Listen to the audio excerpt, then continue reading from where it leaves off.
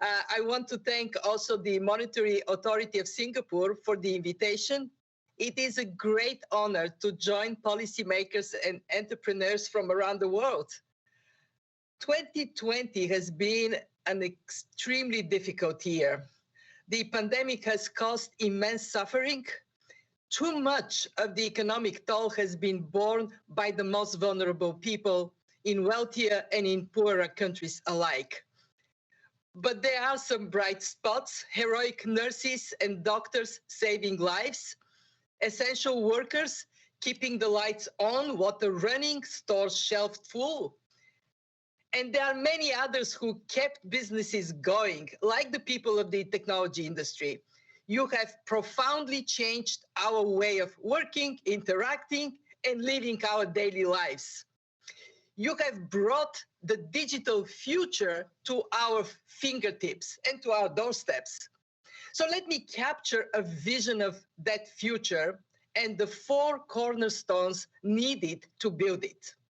Now, picture a furniture maker, a skilled artisan working in a factory in Thailand. Recession hits, she loses her job, then with unemployment benefits sent to her phone, she starts her own workshop and sells locally. The artisan makes and receives mobile payments. She chooses to share her payment data, allowing her to get an online loan to hire people and to grow her business. One day, she gets a message asking if she ships abroad. You no longer have to be big to be global. A digital platform processes her payments from abroad at a low cost, and it provides insurance, savings, and investment options for her deposits, making her livelihood more resilient. None of this would have been possible even 10 years ago. This is a story about human drive and ingenuity, a story about the revolution in payments that erases physical distance, that generates data, which is the new gold, and hence often the new collateral. It is about payments that are cheap and widely accessible, that are seamlessly integrated in our digital lives. And as the way we make payments changes, our world changes. We can provide access to financial services for 1.7 billion adults who are still unbanked, and help many more vulnerable people who are currently paying high fees. Also, the banking and financial industry is being reshaped by data, automation, and real-time analytics.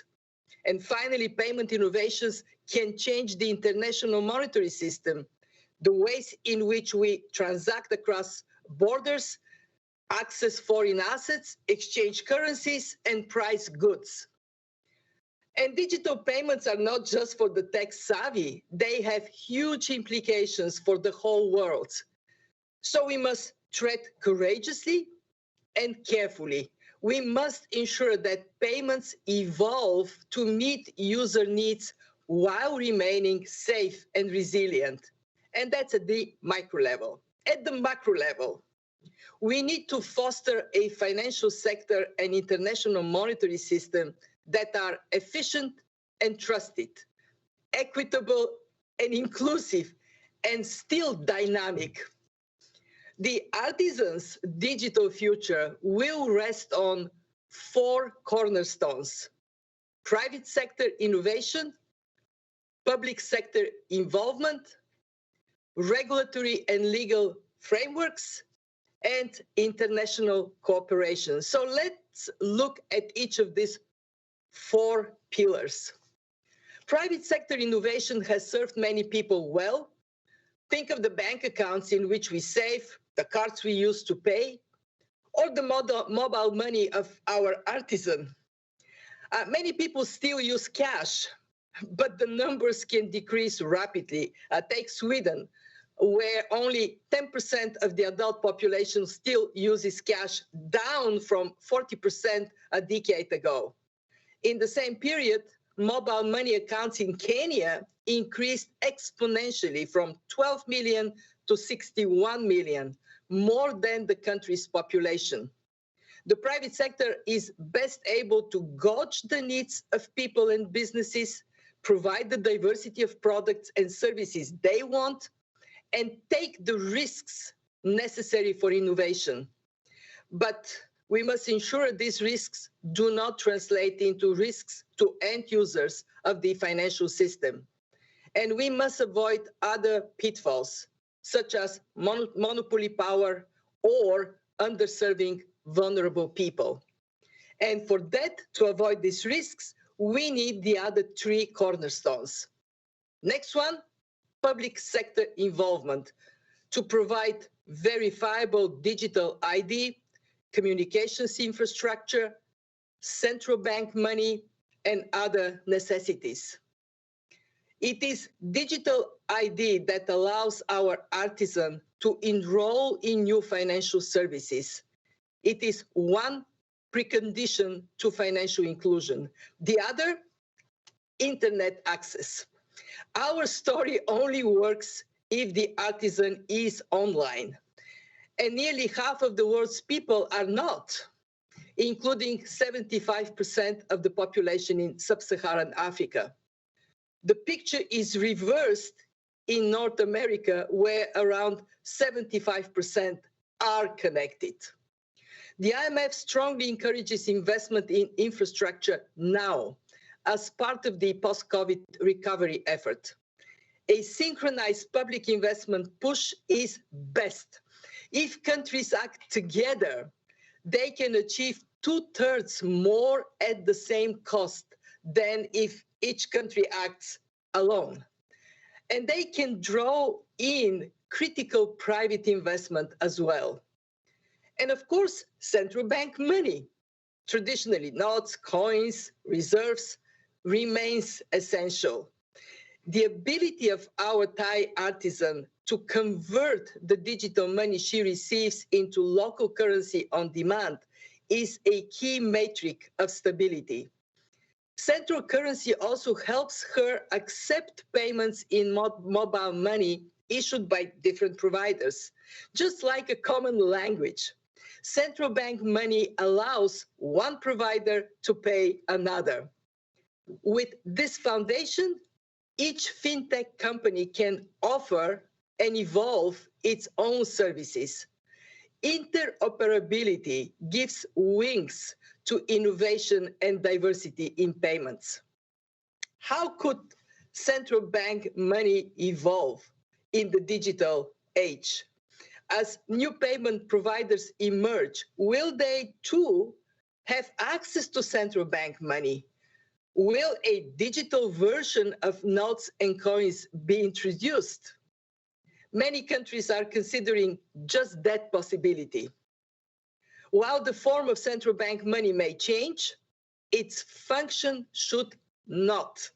It should still anchor the stability of other forms of money while enabling their evolution and diversity. Let me go to the third cornerstone. It is equally important. Robust regulatory and legal frameworks should allow innovation and startups to flourish while achieving essential goals, protection and privacy for consumers, countering money laundering and other crimes, and providing stability and resilience for all. Regulatory clarity is essential and particularly challenging as technology and products evolve rapidly. Starting a business is not difficult because there are multiple forms to fill out. It is difficult if we don't know how many more there will be to fill next. New entrants will ask, what rules am I subject to? Will my product be considered a deposit, a security, a payment system, or something else? In the tradition of Lee Kuan Yew, Singapore's government continues to innovate. Its new payments law is promising. It seeks to define digital payment instruments and to adopt an activity and risk-based approach to regulating payments. Done right, that levels the playing field for new entrants.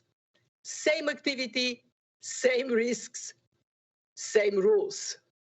But evaluating these risks raises new questions. For instance, our artisan offered payments data in place of collateral. But are loans based on more accurate data and analytics less risky? Should she pay less? Lawmakers and regulators should be given the resources to succeed and stay ahead of the curve. Answer these questions. They will need to be far-sighted and collaborative given the wide ramifications of new payments.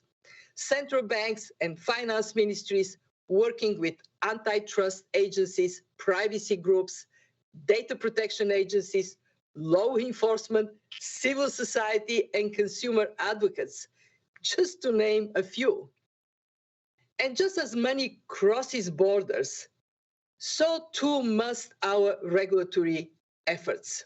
This brings me to the final cornerstone, international cooperation, including to facilitate international payments and manage spillover effects. Will our artisan be able to send money across borders as easily as we send text messages? Or will she have to pay 7% average fees as do today's 800 million people who depend on remittances? But sending money is more involved than sending texts. It will require technology standards between digital monies, mutual regulatory and legal treatments, and ID systems that are trusted across borders.